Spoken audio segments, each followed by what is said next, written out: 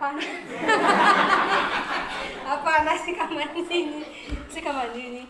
Wale ambaye hawakumaliza masomo, hawakuweza kupata nafasi kumaliza masomo, most of them are class 3, class 6, class 8, form 2 dropouts. So I'm sure all of us are form 4 leave out, eh? Okay, thank you very much. I can see some graduates there. It's a good thing. It's a good thing. And doctors. So communication is a very good thing to know. For sababu we've been told we are leaders, and I just want to be very brief. So I think you're going to be my timekeeper. And since you have pen and paper, I just wish you to write something. Just get something from me. I'm Sindibo. So communication is a passing of information from one person to another. Communication is a passing of information from one person to another, just like the way I'm passing information to you or to a group. So we have communication skills. And not all of us are blessed with communication skills. So who can give me a guess what is communication skills? What are the communication skills? Okay. 3 are here and 1 is here. So who can give me a guess? 3 ziko hapa, the communication skills. Na moja iko hapa. So who can try to give me a guess? Yes? Reading, it's a skill. Thank you for that. Yes? Yeah. Very good. Listening is a skill. Yeah, the listening is a skill. Thank you very much for that. Ingine, zimebakia mbili. One I'm doing. Speaking. Yes, speaking. It's a skill on its own. Now, Musho, you're also doing it. Writing. Thank you very much. We have 4 communication skills. And not all of us are blessed with those communication skills. And that's why even in church, unaonanga kuna Nicodemus ako pale, anajaribu, kuna wengine wako na 3, wengine wako na 2, wengine wako na 4. So ukibarikiwa kupewa hizo 4, we use them to our best of knowledge. And then we have the channels of communication. Who can tell me the channels of communication? Let me tell you, we have the electronic channel of communication, which is the telephone, the computer, the one I'm using, the television, the one we see. We have the radio, ile ambayo tunasikia.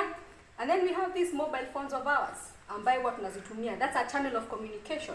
And then we have the written, the one that we read. We can read from the newspaper, we can read from magazines, we can read from books, we can read from letters and emails. And then we have the face-to-face or the messenger. That's also a channel of communication. So far, so good. Now let's talk about the different barriers of effective communication. What do we mean by different barriers of effective communication? These are the barriers that they hinder us from listening or from speaking or from hearing. These are the barriers that are put there. Like what? What are the barriers that can make us not to be able to have effective communication? Who can give me a guess? A barrier? Yes? Very good. Language barrier. And we also had our reverend talk to one of our member, na akasema somebody amtranslate here. So nakumbuka akasema hivyo. Akasema mmoja because aliongea Kikuyu and not all of us listen to Kikuyu. So language is also a barrier of effective communication. Another one, another barrier of effective communication. Another barrier of effective communication. We have the lack of attention or distraction. Something can happen. Maybe somebody, there were those, the ladies who came to set up the table. So all of us, you said, facing them. There was some distraction pale. And I'm sure there was a very important point that was being raised, but our ears went there. So nakumbuka, yes. So that's a distractive communication. Another, let's be a team. Tunataka tuwe pamoja hapa. We are all trainers. Someone else to give me a barrier. Maggie, give me yes, daktari. Distance. Fafanua distance, daktari, please. Yes, thank you for that. Distance. Somebody is speaking from very, very, very far. Na anataka kukushautia. So they may end up doing another type of communication, which is called non-verbal communication. So as a kwa kofa wataka kumwambia kitu, so you can end up doing a non-verbal communication, which we are going to talk about it later. Another barrier of communication is using difficult words. Somebody might start using very difficult words and you don't understand those words. I'm sorry, come again.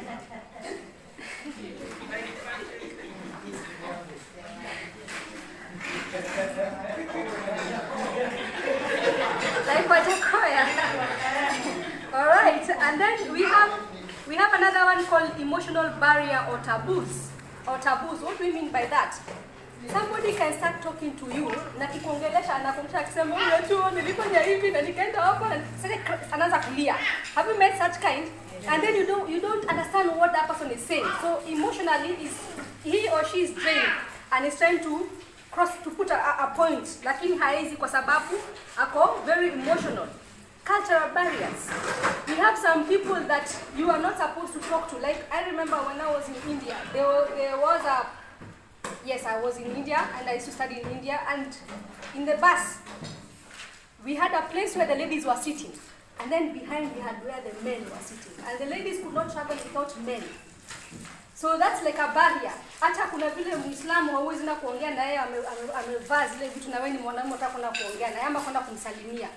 There is that barrier umewekewa. Kuna wale sio kama ni Wakristo, lakini we have certain Christians ambaye hawezi wasalimia. Ni Wakorino hawezi wasalimia. So that's a barrier on its own. And it's not all of them, but I'm just giving I'm giving an example because I have met such who you went to say hi to them or to talk to them, but they can't. You can't talk to them. Another one is perception or viewpoints that may be different. You have a perception. Kuna mtu mwingine anaweza kuwa na ile perception, mimi siwezi ongea na Muislamu ama Muislamu chakula yake hata siwezi kula kwa sababu wamerogwa. That's a strong perception. Kuna mwingine wale ni Wakristo wale. Kila saa wanaleta maombi hapa. Sio kama mpatano kuna strong viewpoints, they can't even be together. Nimewapata hao. So that's a barrier on its own.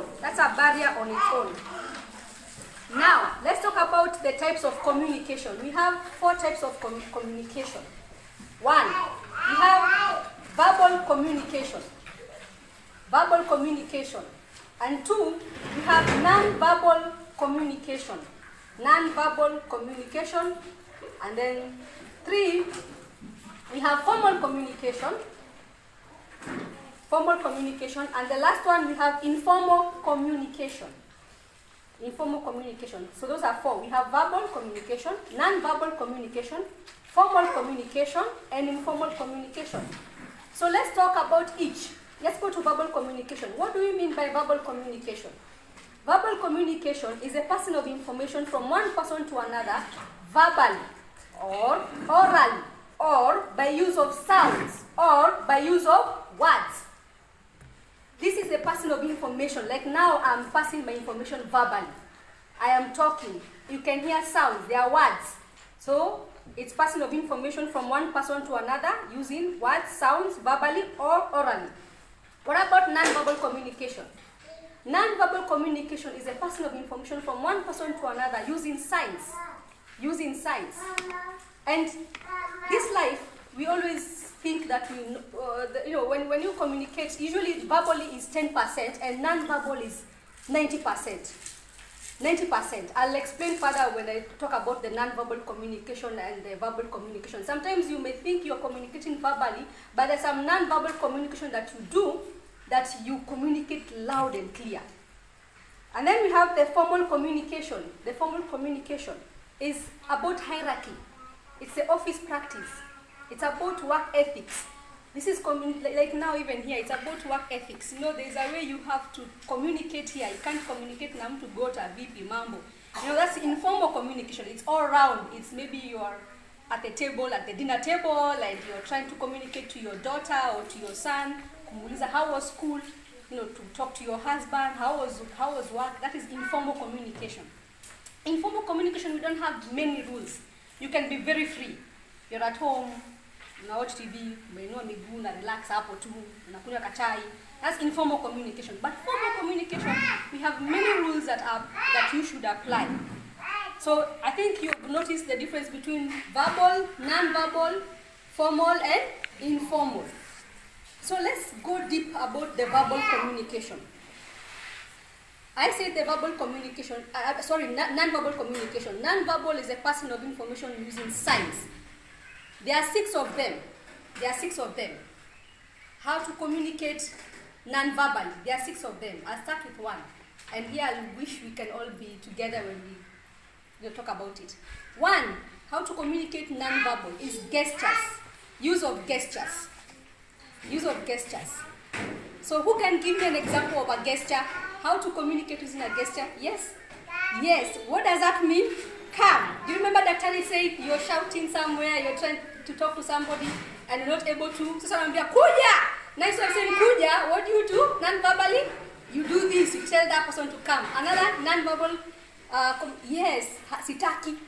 Sitaki. I don't want. Another gesture. Yes. That is a gesture from somewhere else. That is a gesture from somewhere. The gestures we use usually are a combination of the body, or the whole body.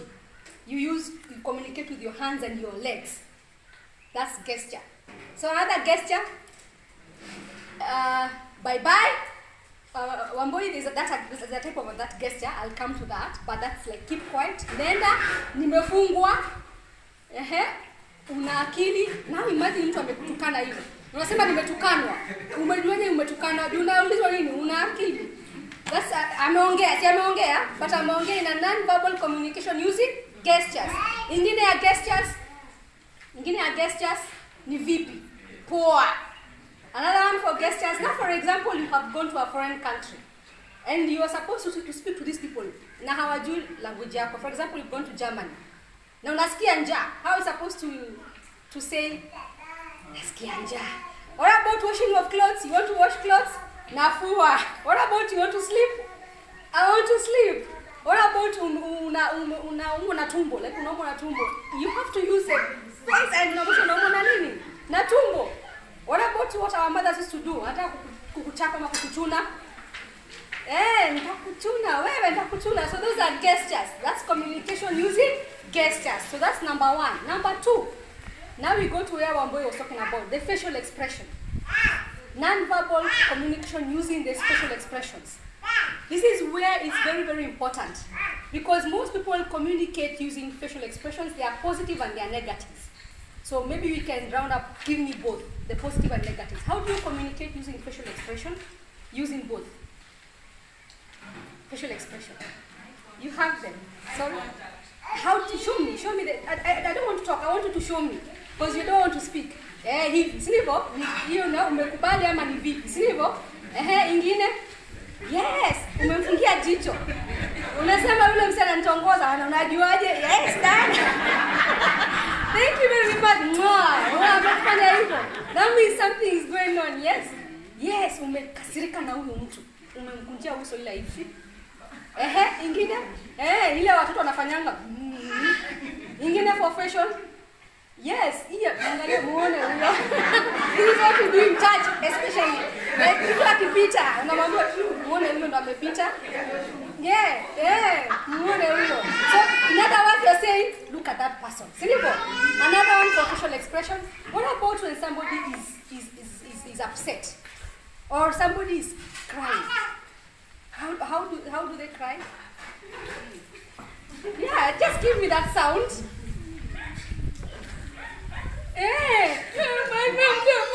That person is upset. That person is angry. That person is not smiling. We have the opposite of crying and smiling. That's a facial expression. It's communicating non-verbally. When somebody smiles, this person is happy. This person, when you're approaching this person, unaona huyu mtu ako sawa, si ndivyo? Lakini mtu ambaye ana hasira, anakunja uso, na mtu ambaye hawezi muona, mtu ambaye amekasirika na amemix na gesture kwa zile za kuja hapa. Kuja hapa. You see, amemix na uso na amemix na gesture. Umeona? So always kuendelea mtu, unajua hiyo nikienda pale ni pabaya. I can't face that person. Because that person is communicating in a non-verbal way using facial expression and gestures. So those are 2. Now let's talk about the 3rd one. We have the posture. Posture. We've been taught about being a leader. And there's a way you speak to people. When you're speaking to somebody who is above you, or you're speaking to your colleague, there's a way you speak to this person. You cannot speak to this person. I cannot speak to my elder nikiwa nimemekea mkono hivi. What does that indicate if I talk to somebody nimemekea mkono hivi? It's being rude, but it's also a power move. It's not, I don't don't use the word rude. It's been a power move. You're showing wewe ndio mkubwa kumshinda. This is a power move. When you're talking to people, you talk when now it's the elder who needs to talk to me like this. Because it's a hierarchy. Remember about the formal communication? He can easily do that to me because it's a hierarchy. But for me, I cannot easily do that to him because it's a hierarchy. This is being rude when I do it to him. But for him, doing it to me, it's a power move. That means ni mtu mkubwa kunishinda. Sawa sawa. What about when you're talking to somebody akiwa hivi? Yes? Yeah. It's the Chinese say it umeshiba. Like you're done. Like what unasema nini sasa? Hebu maliza kile nasema uende. You know, when you're going to speak to a Chinese man, if you're going to his office na wataka biashara, the Chinese, when they're giving you a business card, they usually give it to you with their both hands like this. But when you go to an African or Kenyan office now, not all of them, some of them, when you're getting business from them, what do? Some of them end up throwing the business card to you. It is rude to throw something, whether money, even kwa shopkeepers. Kurusha pesa hivi. It is very rude. In fact, some people don't even pick that money because they consider it very rude. That is the posture. You cannot talk to somebody kama umekela kichwa hivi. That means umechoka kabisa. Imagine now talking to your senior, talking to somebody talking like this, or even talking to somebody when you're leaning. Can you talk to somebody when you're like this? That means you're not able to take care of your body. Your body is too heavy for you to kuilalia. Na kuna ingine pia unaekelea miguu hivi na mikono hivi kwa ukuta. That is also disrespectful. You cannot be able to do that when you're speaking to somebody of your colleagues, same level, or somebody who is senior. What about the sitting position when you're sitting? When you're sitting, how are you supposed to sit? When you're sitting, you're supposed to sit upright and your legs crossed. Sinivo? Whether you can choose, you can put the legs on this side or you can put the legs on this side, but it's not allowed to sit this way. Why? Because somebody on this side is good, but somebody on this side can see my skin. Or unless you have something that you have covered yourself with. You're not supposed to sit with your back like this. So your back should be straight and your arms should be at the front of your legs. But si tunakalia kwa desk ya mtu na umewekelea mkono kwa meza yake. This is about office etiquette. Sini sawa? That is a posture. There is a way when you're speaking to your leader. If you're speaking to your leader, you're supposed to stand kama umewekelea mikono mbele hivi, or umewekelea kando hivi, ama umewekelea hivi. There are those three positions. One, umewekelea mbele hivi, ama kando hivi. Take the one that you're more comfortable with. But not those positions of the ones that I've just given out. Ni sawa? Another one is body movement. So we talked about the first one was gesture. The second one was facial expression. And the third one is posture. Na mwisho na ine ni gani? Body movement. What is body movement? Body movement is the way you carry yourself, the way you talk, the way you walk. We have people that they walk, unasikia mpaka sauti ya kiatu. Unasikia watu kama hao. Na pia wanatembea kama wanaenda kuanguka. They don't have a way that. Na kuna wengine pia wanatembea kama wako kona hivi.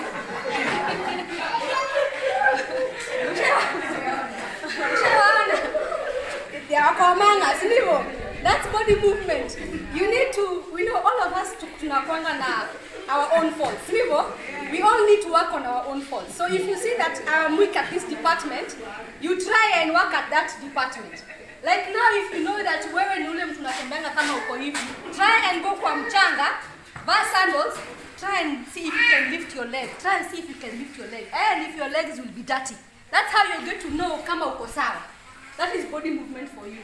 Even when you are young, tunaambiwa we train these people how to walk. Even hata kichwa.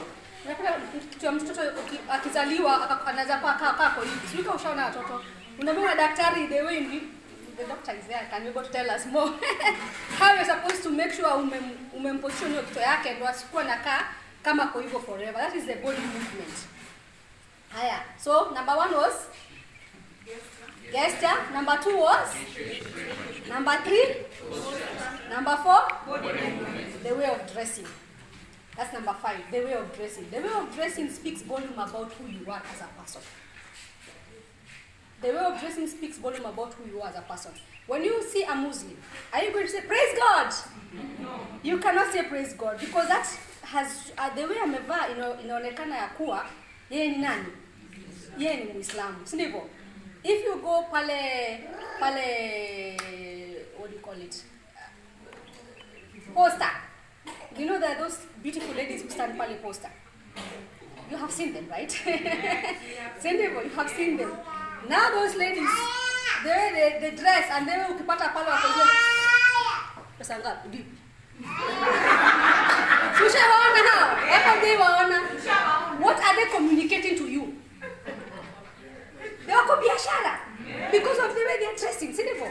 You cannot go to somebody ambaye amevaa smart alafu unamconfuse na kitu kingine, but I'll go to that topic later utaona. You cannot be able to confuse that, but you're going to see these people, you're going to go to them because you know very well their communication wako wapi, wako biashara. So the way of dressing speaks a lot about you. Mokorino, the way they dress, they speak more about them. But we were told nowadays in 2019, we should not judge people about the way they are dressing.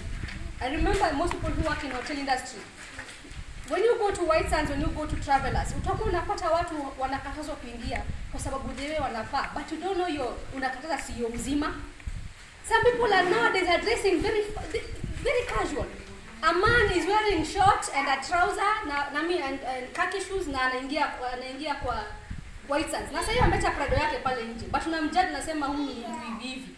Rasta men, you see those people who are Rasta men, you are judging them. Wana hao ni watu wamevuta vitu kama wajakoya, but ni watu wako na mali zao na heshima zao. So we were told sometimes you shouldn't put so emphasis with the way they are dressing because unaweza kosa like sasa sisi watu wa hoteli unaweza kosa biashara because you are judging somebody with their amekuja. You're judging a woman amekuja na a very short dress, a very short cut, nasema ati huyu ni ile language. Kumbe ni mtu amekuletea biashara pale. So we were told not to judge with that because siku hizi waizi wamevaa masuti. Hao ndio wamekuja kukuibia na wamevaa smart na unaona huyu ako sawa hizo kuibia, kumbe amekuja kukumaliza kila kitu. Because nowadays people are doing reverse psychology. They are dressing well to come and you allow them into your space na wanakumaliza. So that's something we were told in 2019. And the last one, tone variation. Tone variation. Tone variation. This is a way of communicating a non-verbal communication. Kuja hapa. Did I scare somebody? I did scare somebody. My tone was high. What am I indicating? I'm indicating like I need to make you get scared. Sinibo. The wives, when you're serving your husband, the way you speak, you come and bring for him tea. Karibu.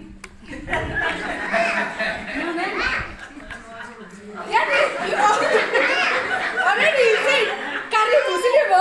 The karibu is a very good word. But what is your non-verbal communicating? You are upset with him. Anakuuliza, bibi yangu uko sawa? Niko sawa. Kwani kuna niko sawa? So that is tone variation. You are communicating something different. That you are saying niko sawa, but your tone is high. That means something is disturbing you. That's type of non-verbal communication. Any question from there so that we can head to the next one? Okay, I'll talk about the formal communication, which is 10%. The formal communication, usually it's the office practice. The formal communication is how you speak to your seniors or how you speak to your colleagues. There's a way when you step in to somebody's space. Like for example, I'll use an example at our church when you're going to Madam Beth's office. And maybe you're going to see our reverend. There's a way you present yourself when you're walking in there. You can't walk in there like as if you're walking in your house. Can you do that? No, you can't. So there's a way you walk in. The first thing when you walk in, what do you do when you walk in somebody's office? What's the first thing? Thank you very much. The first thing is you knock. And do you knock when entering or do you knock and wait? Knock and wait. Knock and wait. For how long are you supposed to wait?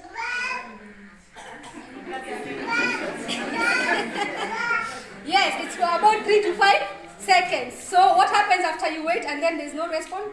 You knock again. And then now this time knocking again. Again you still wait for another 3 to 5 seconds. Now the third one is where you knock and enter. Maybe Madam Becca yuko, si ndivyo? But now here comes a place where knock na amekwambia come in. So, amekukaribisha. What are you supposed to do next? Very good. You're supposed to greet. Greet according to the time of the day. Yeah. Good morning, good afternoon, good evening. Yes, with a superb smile.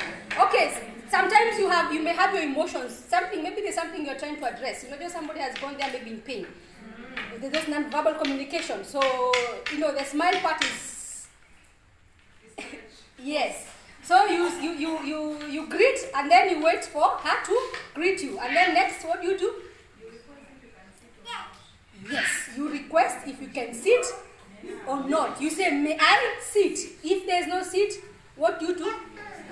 You stand and then next?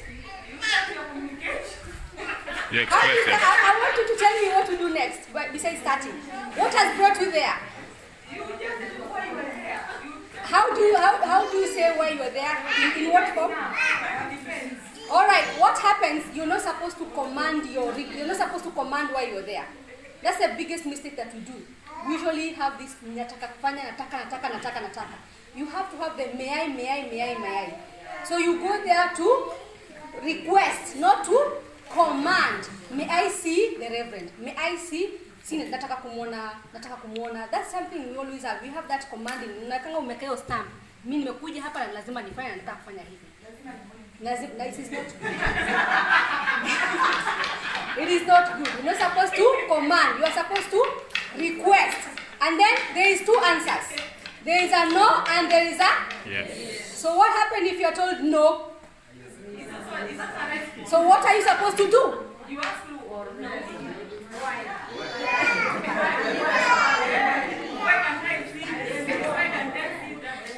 Obviously, I'm sure Madam Beth will have a reason. I'll be like, no, he's not available right now. Sawa? So whenever you're giving a no, it's always good to say thank you and wish her the time of the day and you go home. If there is a yes, go ahead.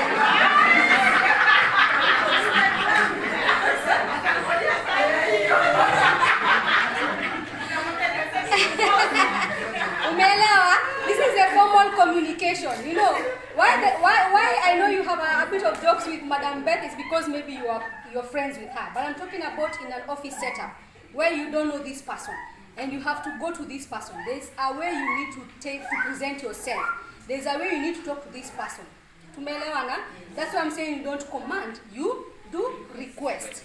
Sawa? But I guess it is either way. I'm sorry? I guess it is either way. Yeah. Either you know the person or you don't know her. Yeah.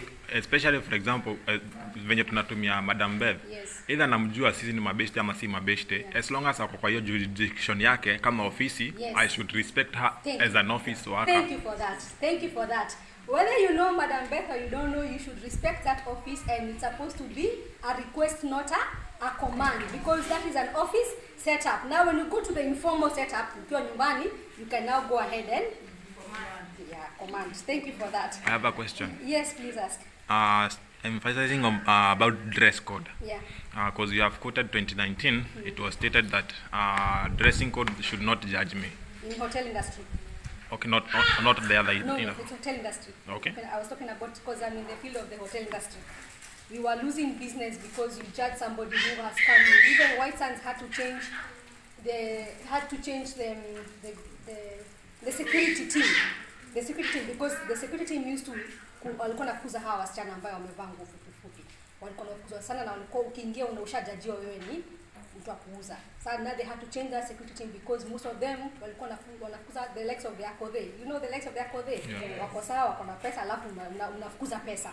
So that's why we had tulikalishwa kama mahotelier tukaambiwa not to judge. All right.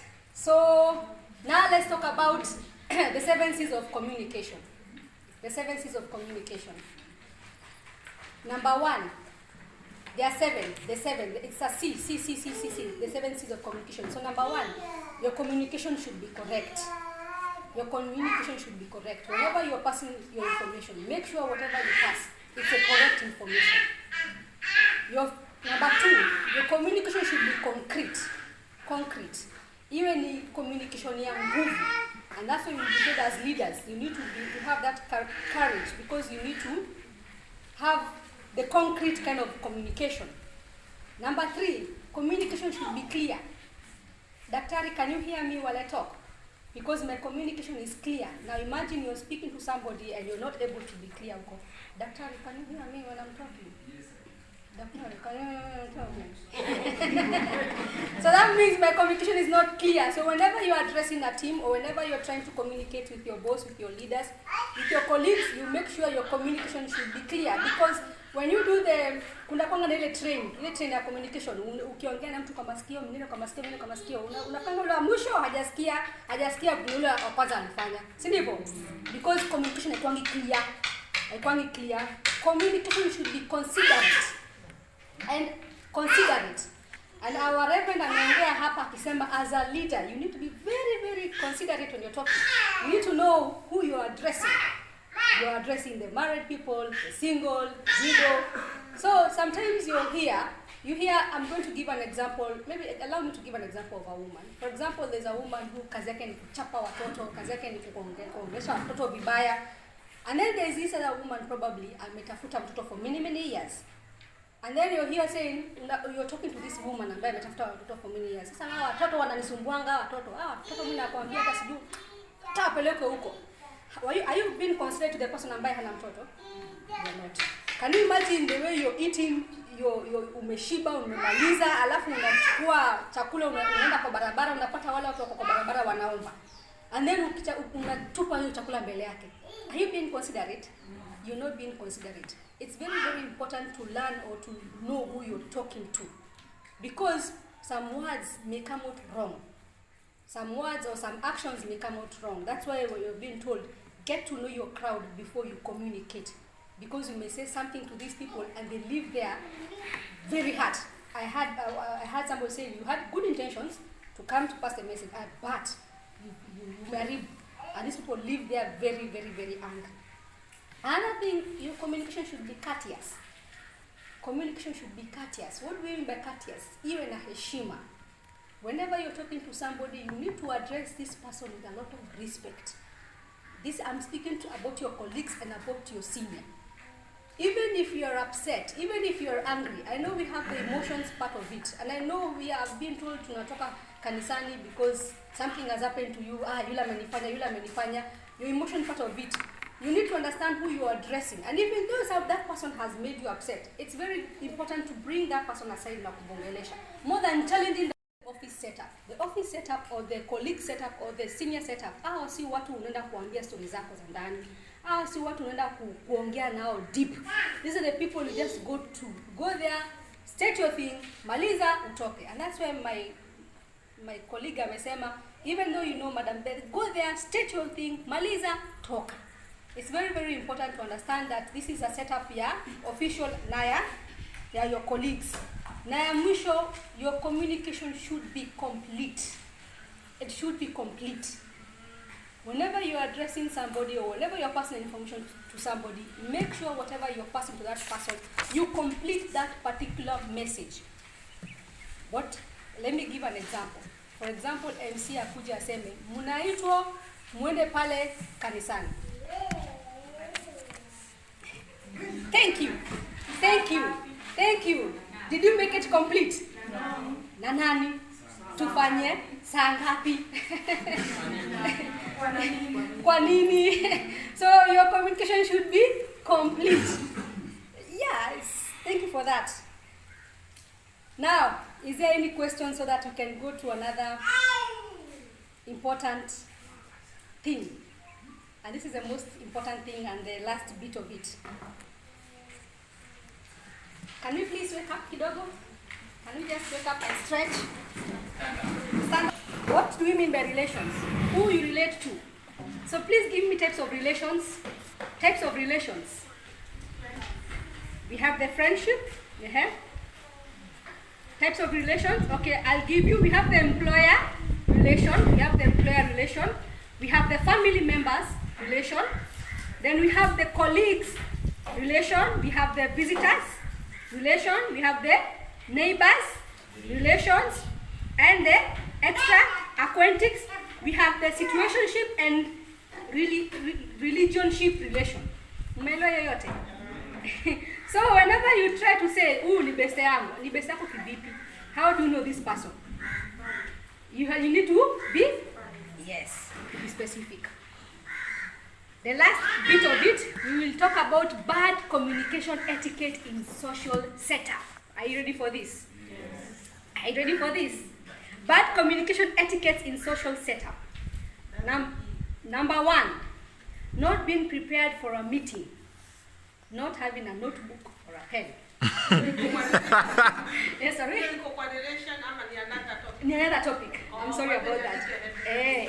Bad communication etiquette in social setups. Bad communication etiquettes. They are communication etiquettes. So number one is not being prepared for a meeting or not having a notebook in a work seminar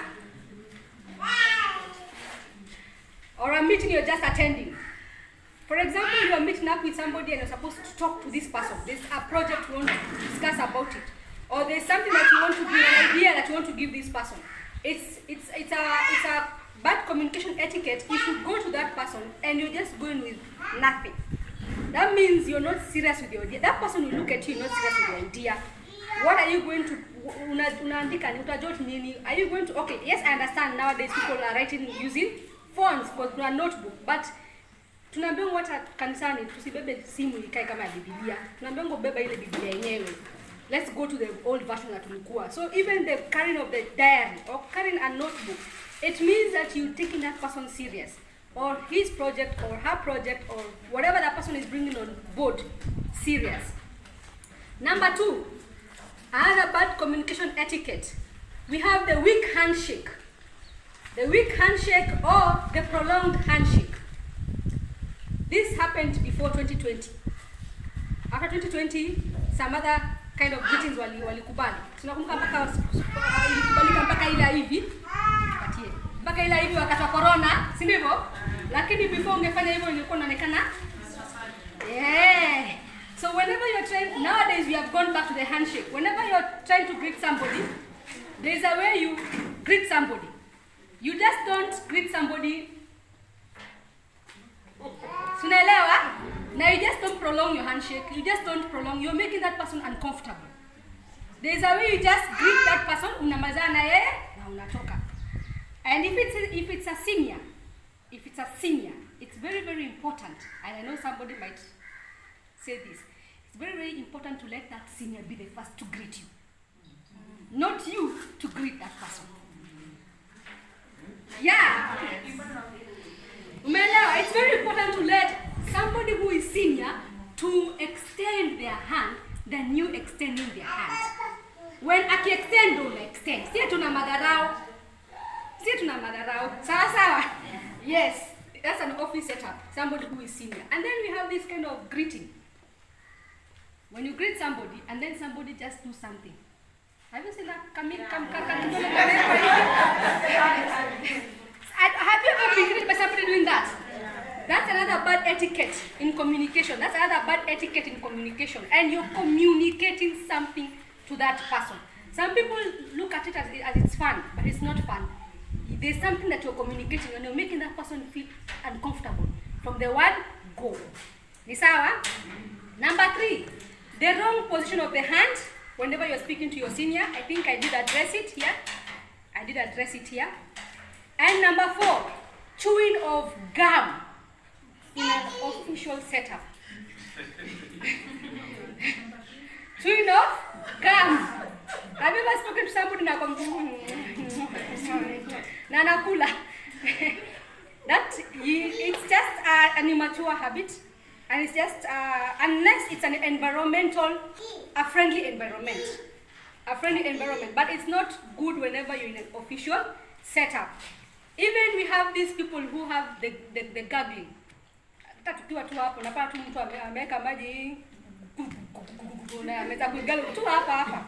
We have the person who does mpaka atoa ile nyingine. Even to next hata kuongea na mtu na anakuja kuitema tu hapo mbele yako hapo. That is bad etiquette communication. But some people think they are comfortable. They are comfortable doing that.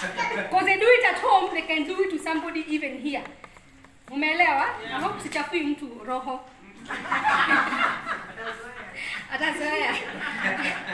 Alright, number 5, avoiding eye contact or prolonged eye contact.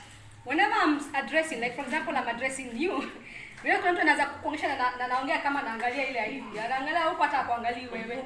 What does that indicate? When you do the eye contact, one, you indicate you are attentive to that person. You indicate you're more confident.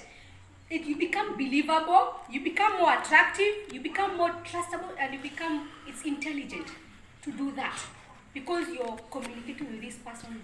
Just looking, and I'm not saying those prolonged. Kuna ndio unaangalia mtu unamwangalia mpaka unafanya akwe tu uncomfortable. No, I'm just unamwangalia kuangalia kwingine, unamwangalia ukiangalia kwingine. That's rather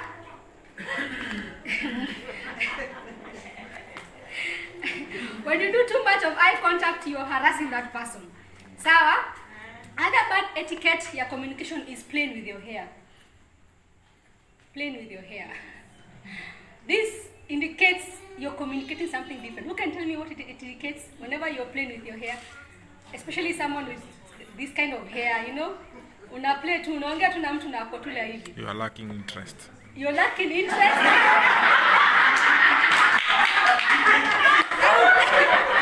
I would love to hear that point.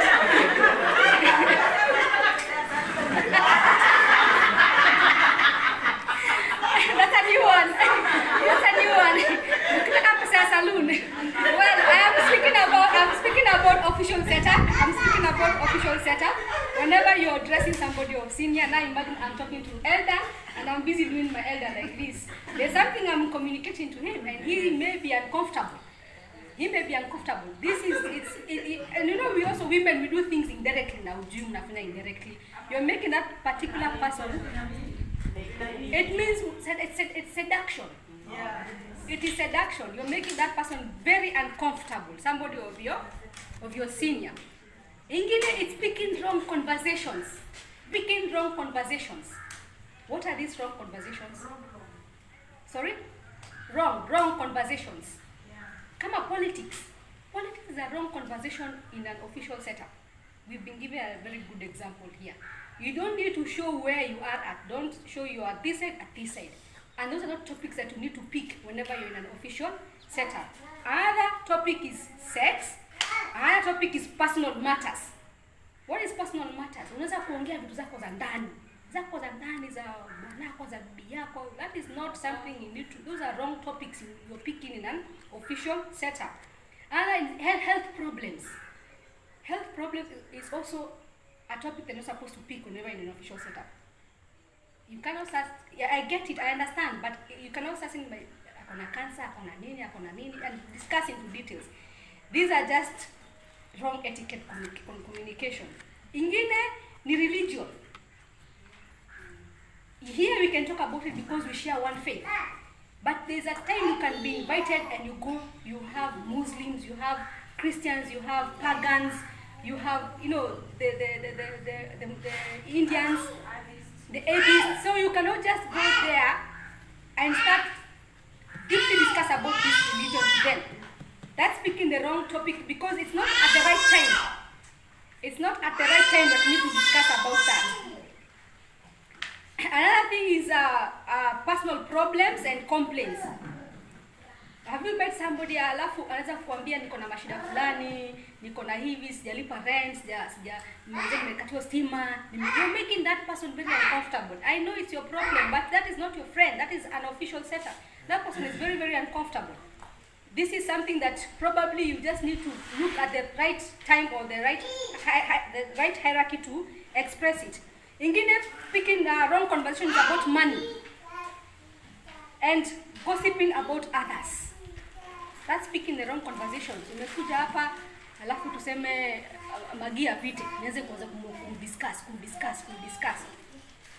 That is also not the right conversation with somebody. You don't know that person kama anajua Magi, and you're busy saying the dirtiest things about Magi, and then aenda mwambie. Or not even kumwambia, it's just wrong. It's just wrong to discuss about somebody. If you have to discuss about somebody, discuss something that matters and discuss something of goodness to that person. Because all of us are fault. We are faulty in many ways. So because whenever you discuss about somebody, faults zamtu, believe me, you're discussing about your faults. But whenever you discuss the goodness about somebody, you're also discussing the greatness about you. Alright? Yep. Talk about yourself so much. That's also a topic. Mimi niko na, mimi nimefanya, mimi nimejenga, mimi niko na gari, mimi niko na hii, mimi niko na hii. You know, we have those people who mimi. There's no time compare wewe uko na, they'll give you a chance. When you want to say something about yourself, ni mimi, they go back to mimi. Those are also wrong topics. And it's very immature to do that. Invading somebody's personal space. Now that's number 8. That's number 8. Invading somebody's space. Whenever you are addressing anybody, whether it's a man or a woman, there's a distance that you need to be with this person. You can really approach that person and you make that person very uncomfortable. Very uncomfortable. We're always told it's good to be at 3 to 4 feet for your mtu. Because you may be talking, even whether it's a man, a woman, or a woman, a man, it's always good to have a distance. Whenever you're invading somebody's space, huyo mtu unamfanya akue too very uncomfortable. Making destructive noise. Making destructive noise. Ushaikaa na mtu nako next kwako, lakini ako zile zaidi. Ushaipata hivyo? Ama anafanya miguu hivi, anafanya miguu hivi mpaka unasikia meza ina move. Ushaona watu kama hao? Ama anahama. Ama ila hivi. Ushaipata mtu kama hiyo? That's a destructive noise also.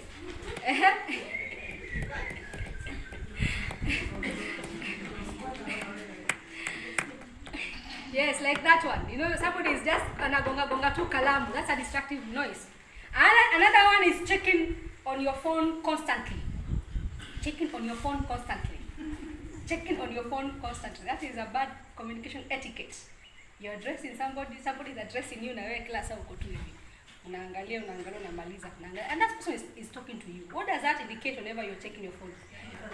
You're not attentive, and that person doesn't matter to you. In fact, we are always told if you're in a meeting, your phone should not be on the table. Where should it be? Okay. So in a bag or where? In the pocket. But these are bad situations. Maybe you're expecting an important call. You need to tell the other person, I'm expecting a call in 10 minutes. Would you mind if I have my phone on the table? It's good to at least allow that person, because that person maybe has something very important to tell you. So it's always good kumwelezea kimapema. But constantly check on your phone, kuyeka, it shows that you're not interested with that person lakini anafaa sema. Another thing is forgetting people's names.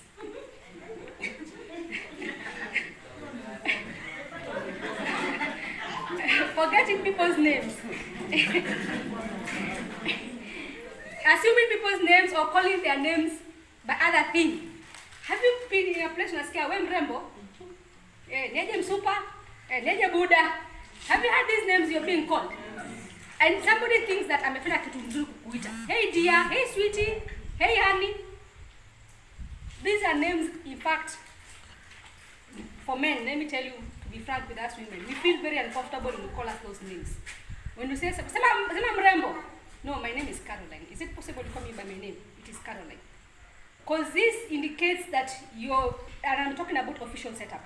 The person that's supposed to be calling me that name is somebody who is so close to me, but a church person or an official person should not be calling somebody by those names. It's good to go and ask, may I know your name? And then you call that person by that name. Hata kama umesahau. Excuse me, I'm sorry. Please just tell me your name again. Mr. Karim? Joseph? Joroge? And then again, this is somebody who is of my senior. I'm not supposed to call him Joroge. I'm supposed to call him Mr. Joroge. All right.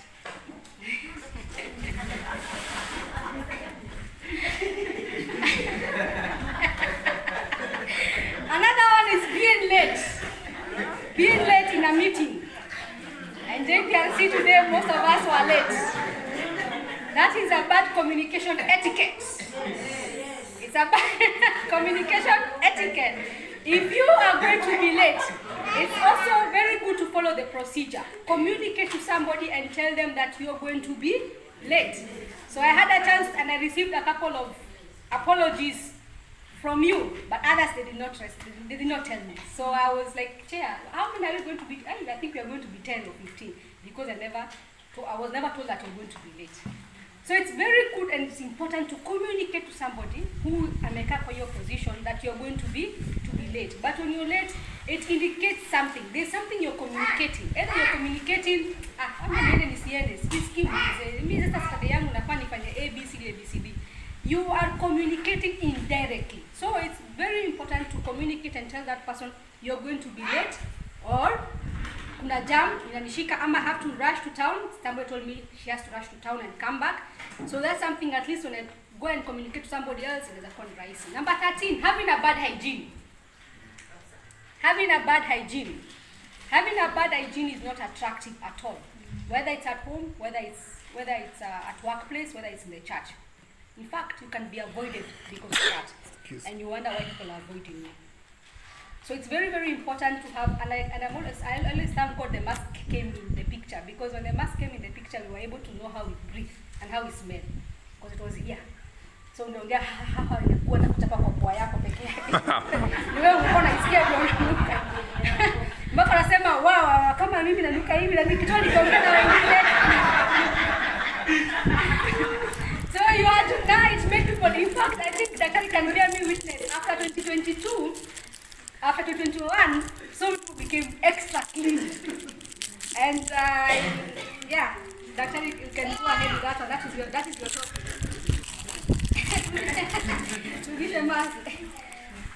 Wearing of wrong attire. First impression matters. I think we discussed about that. Dressing code. Yes. Joking with a new person or joking and giving dirty jokes. It's a bad etiquette communication. You know what I mean by dirty jokes? You can think your jokes are okay, but this person, you're making this person very uncomfortable. You know, can I give examples? Unanitalini kwako? A man telling a woman, unanitalini kwako nyumbani. Unanitalini kwako. Sitapigwa na mzee. Sitapigwa na mzee. Mazee uko napiga kama ya wife. I wish ningekupata kitambo. I wish ningekupata kitambo, you know? Give me other dirty jokes. You think that they're okay? Utanipikia lini? Ingine unakaa mdogo na wewe ni mzee.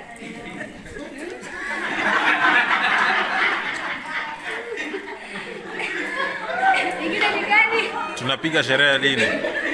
Tunapiga sherehe lini? Siku hizi unavaa kuua. Those are dirty jokes. Naona mandevu na wewe ni mzee. You know, men don't like such. There's some things you might say and you might think they are good jokes, but they are dirty jokes. So those jokes, keep them to yourself or keep them to your people that you know very well. Another thing, over friendliness to new people or to church. What do we mean by over friendliness? Ushaenda kwa job interview na umepewa kazi. After umeshapewa kazi, you're going to even now ukishakuwa ni best yake mpaka tu next hata unaweza mtap kwa shoulder.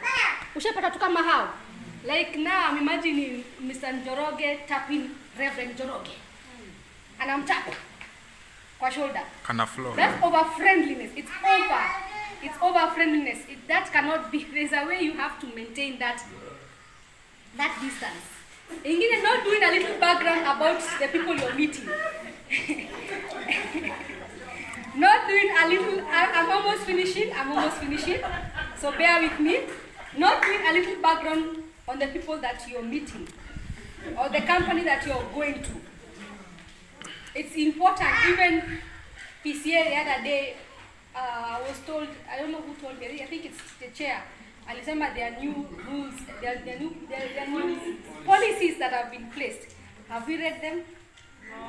Yeah, you see, it's very important you have them and you read them, because it's getting to know about our church from our leaders. We have not seen the new policy. Right? I think, okay, fine, sorry about that. Even me, I am not read. But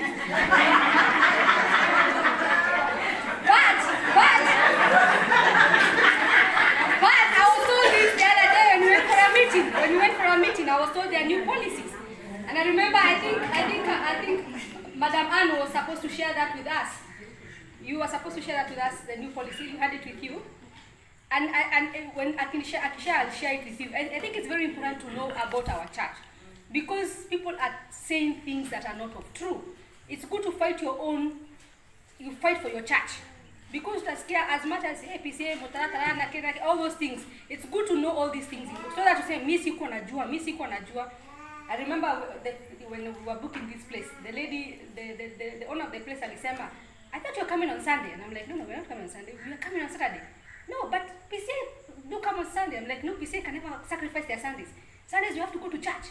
Maybe other churches do that, but I know Sundays they go to church. No, but PCA Makopa walikuja on a Sunday. I'm like, just do your homework. I don't think they came on a Sunday to come to do a retreat. Then akasema, walikuja kusabia home district. Kambia, yeah, home district, they can come. So you see, I was able to know what to say.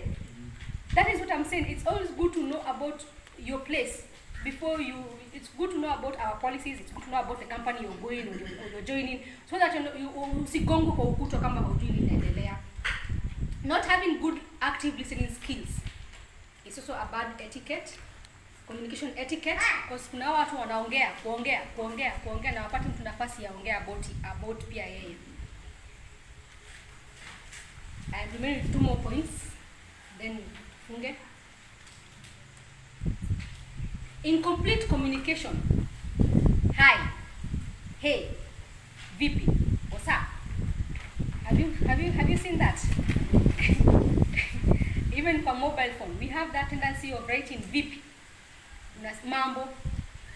It's good to make your communication complete to that person unaongea na yeye. Habari yako? Nilikuwa nakusalimia, unaendelea vizuri? Haya, asante na kuwa na siku njema. It's good to write a complete message to that person. Kuliko kusema vipi ama hi. Mwanzo hi is the worst message you can ever write to somebody. Hi.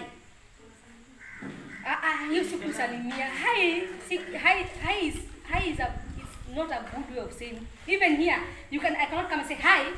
It's not. I'm supposed to say good morning, good afternoon, good evening. It's a complete message. Hi, hey was used by other language, other like Germans, French, or wanasemanga mpaka ya. Which wanasemanga ni Wajerumani wanasemanga ya. Ya ni yao ya kusema yes. It's not us. Sasa we copied their ya. So we are using ya wengine lakini hiyo si masalamu zetu. Hata tunasemanga habari yako.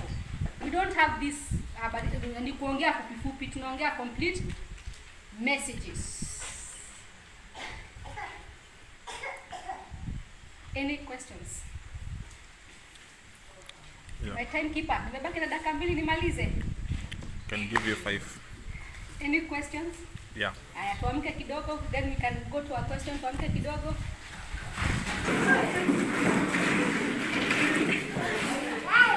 The last bit. I'll talk about phone bad etiquette. Nimeongea hiyo inappropriate answers like yeah, what up, sema, vipi, niambie. And then whenever you're on a phone and shouting, ulikuwa unasema ni vipi? Mimi sikuji. You're shouting and you're talking to somebody ambaye ako hata hujui kama ako Nairobi. Now you're thinking that shouting to that person anakusikia. Using of slangs, eating or drinking whenever you're talking to somebody on the phone. Picking in front of people. Picking your phone in front of people is a bad etiquette. Yes. Picking your phone in front of people. What are you supposed to do? Excuse yourself. You excuse yourself. You step out. Always excuse yourself. And greeting. People can always know your emotions. Whenever you're picking your phone, it's good to greet with a smile because people can carry your emotions. Disconnecting your phone before somebody say bye. Disconnecting your phone. Mtu hajamaliza na umekata tu. Alafu usema nani?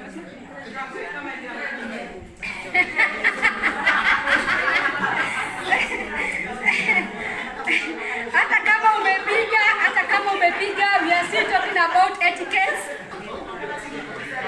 We are still talking about etiquette and how these people will know you and address you. How these people will know you and address you. Never put someone on hold for too long. It's also not good. Whenever you're addressing somebody, alafu ambie, hold on, let me put you on hold. Usisahau uanze story na ule mtu mwingine, alafu mweke huyu for like a minute ago tu hapo. I know Safaricom do that, wanafanyanga hivyo, but I'm just saying for us never to do that. Showing frustration. Ushaongea na mtu nako, sasa nitafanya nini? Manze, anatoa hizo non-verbal communication. Pia wewe unamwonyesha huyo mtu uko frustrated. And then always on the phone in a meeting. Waweza kuwa uko hapa tuko kwa meeting na unatoka, warudi, watoka, warudi, watoka, warudi. It's good to tell that person, give me 2 hours, I'm in a meeting, after I'm done, I'll be able to call you back. This is another thing that is very important. Calling somebody past 7 p.m. Who is on calling somebody past 7 p.m. Calling somebody I'll be specific. This is somebody who is on I gave examples. Colleagues, official matters. Colleagues, official matters.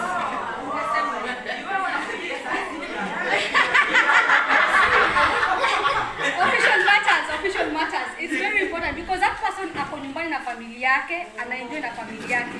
And then utakupigia saa 3 za usiku. It's inappropriate to call somebody at those hours, past 7. If you have to say something to somebody, write a message.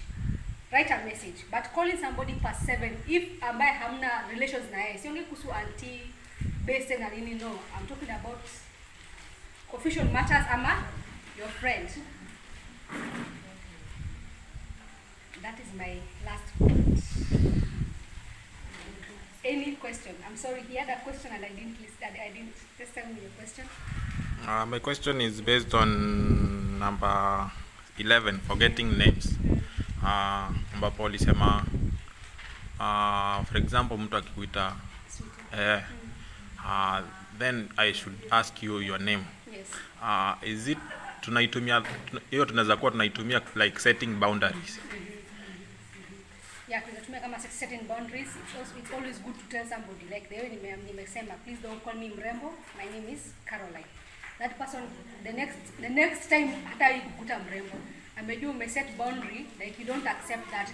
Because usually first of all when somebody calls you Mrembo or somebody calls you honey, that's the first step kuangalia kama uko sawa. I'm sorry, this is just my thinking. Testing waters. Testing waters. Ukienda kama uko sawa, that person can easily even call you at night and can even start kukutongoza because umepata nafasi. You've already given that person nafasi kuingia kwa hiyo kona yako. So it's always good to set boundaries na kumwambia mtu, this is not, I don't accept this. But when you set boundaries, set them with respect. Don't forget the fact that you set them with respect. Don't be arrogant about it. Mwite huyo mtu mwambie, I don't appreciate this, this is not what I like. This next time ABCD. Any other question? Yes, MC. Hiyo ya kuingia kwa ofisi ya mtu. Yes. Niko na kipunchi yangu. Yes. Na hii desk yake. Yes. Hapa niwekelee kipunchi wangu. That's the same place umekelea yako. Yes, the same place umekelea yako. Sawa. Yes. It's hiyo meza ni yake, kila kitu ni yake. If you're comfortable, you can also place it down. If you're comfortable. But some people wana believe kieka chini pesa inaenda nini if you're comfortable. So you can either place it kwa mapaja yako ama uweke wapi, uweke chini. But hiyo meza usiweke mkono na usiweke simu na usiweke bagi yako. Sawa? Any other question?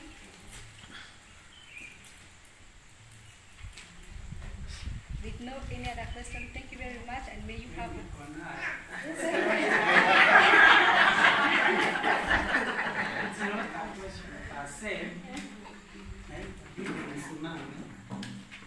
kuna area ukifundisha. First of all, let me say thank you. That was a good research. And when you go to people, go with them. Usione tu ati ni kwa sababu ni watu mmezoeana, fikiria utaenda tu kuambia mambo. Watu wanajua, we have intellectuals here, watu ambao wanajua mambo mengi, but you have done research. And tusiwe tunaanza kwenda kuangalia watu bali. So mnaona we are rich. Our church is rich.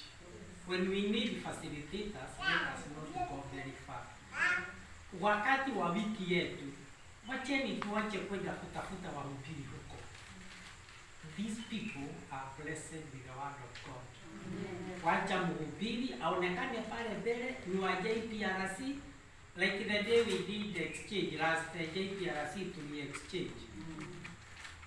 Huyu akahubiri huku, huyu akahubiri huku, and it was very rich. Pale umetaja tujue mambo na tujue kanisa letu na our policies, na nikakuta kuna actually almost 90% wakasema hawajasoma. That is very low. And take it from sisi ndio ile kikundi kinatakikana kiwe mbele kabisa. And those policies si ati ni a hidden document. It is an open document. Na hakuna elder. I believe every Presbyterian comes from a district. Hakuna elder hana hiyo document. Ningependa mtu mmoja tu hapa aniambie kama uliomba hiyo document ukaikosa. Kunaye aliomba akakosa? Kwenda chukua hiyo document, read it, na ukiisoma, wacha mawazo yako isiwe imepotoka. Wacha mawazo yako iwe iko na hii kanisa. Let this church be in your heart when you are reading that document, na utajua ni kwa nini hiyo document iko hivyo. Na 90% of that document came from you.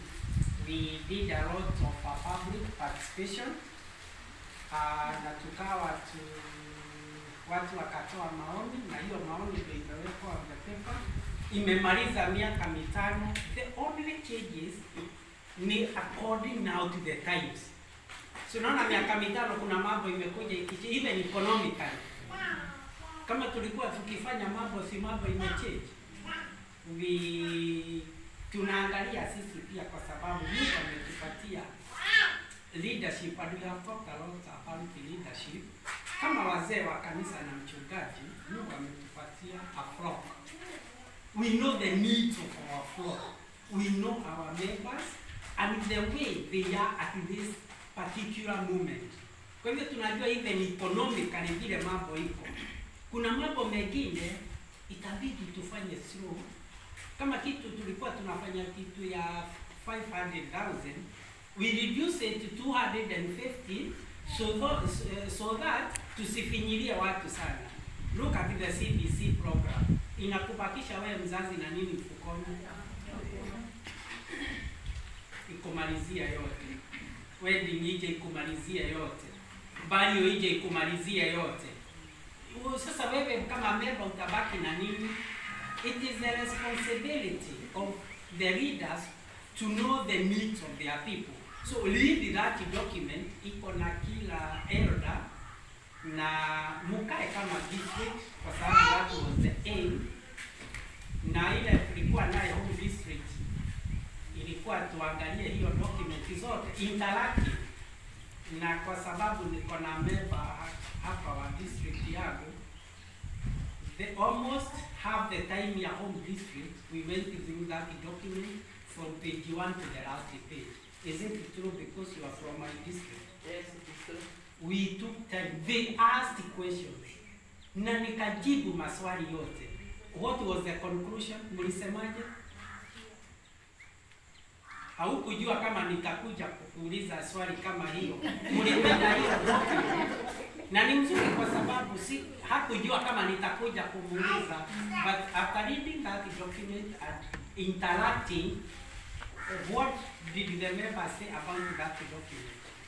Walifurahia sana na wakasema imeangalia hata maisha ya mwanadamu sasa. Sawa.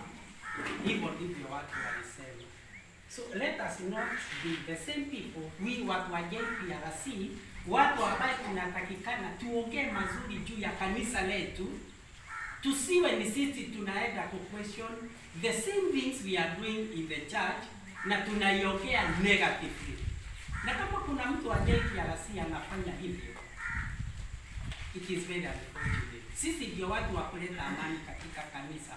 That is the area nimecapture hapa, nikasema mtu wote wa JPRC I will talk to the patron. Today I'm just acting for the patron. We make sure that hakuna member wa JPRC hana hiyo copy.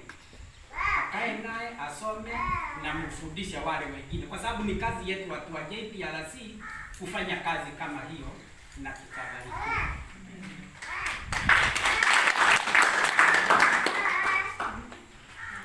Thank you very much, Patron.